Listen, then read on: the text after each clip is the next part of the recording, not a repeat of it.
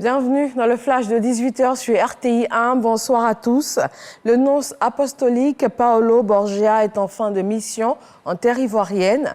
Avant de regagner le Liban, sa prochaine destination, il s'est rendu aujourd'hui au palais présidentiel où il a été reçu par le chef de l'État. Le point de cette rencontre avec Jérôme Kofi Abola. Fin de mission en Côte d'Ivoire pour Paolo Borgia. Le nonce apostolique s'est rendu ce mardi au palais présidentiel pour faire ses adieux au président de la République, Alassane Ouattara. Pour Paolo Borgia, cette rencontre se présente comme une opportunité en vue d'évoquer avec le président de la République l'excellence des relations entre la Côte d'Ivoire et le Saint-Siège. Et le nonce apostolique d'indiquer que la récente visite officielle du chef de l'État ivoirien au Vatican en est un pas décisif. La visite de son Excellence Ouattara au Saint-Père, c'est le signe de bonnes relations, de l'excellente relation entre la Côte d'Ivoire et le Saint-Siège.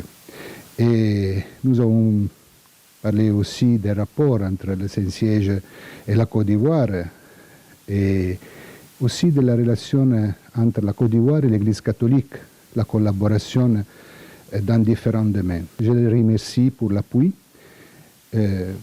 à l'Église catholique et à ses initiatives, et j'ai aussi assuré au président la disponibilité du Saint-Siège et de l'Église catholique à collaborer toujours plus dans les domaines qui sont chers soit à la Côte d'Ivoire, soit au Saint-Siège, que c'est le développement humain intégral, le bien-être et la paix en Côte d'Ivoire.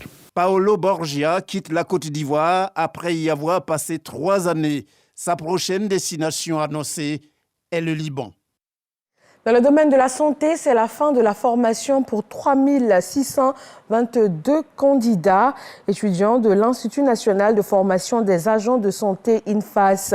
Ils doivent encore prouver leurs compétences avant d'intégrer les services de santé publique. Ils sont donc soumis sur toute l'étendue du territoire national à partir de ce mardi à des épreuves d'obtention de leur diplôme. Dans le cadre de l'école de la deuxième chance, 35 Ivoiriens sont en formation en France. Ils se forment dans les domaines des BTP, notamment dans la construction des routes, des bâtiments, du futur métro d'Abidjan et bien d'autres. Une formation qui va durer entre 6 et 8 semaines. Dans l'ouest de la République démocratique du Congo, plus de 180 personnes ont péri dans un conflit intercommunautaire depuis juillet dernier. Des milliers de personnes ont été déplacées. Et selon le porte-parole du gouvernement, toutes les dispositions ont maintenant été prises pour le rétablissement de la sécurité. Le calme est donc revenu dans la zone de conflit. Conflit israélo-libanais sous l'égide des États-Unis, les négociations ont abouti à un accord entre les deux pays sur la délimitation de leurs frontières maritimes. Le Liban a aussitôt demandé au groupe français Total Énergie d'entamer immédiatement le forage d'exploration dans ses eaux.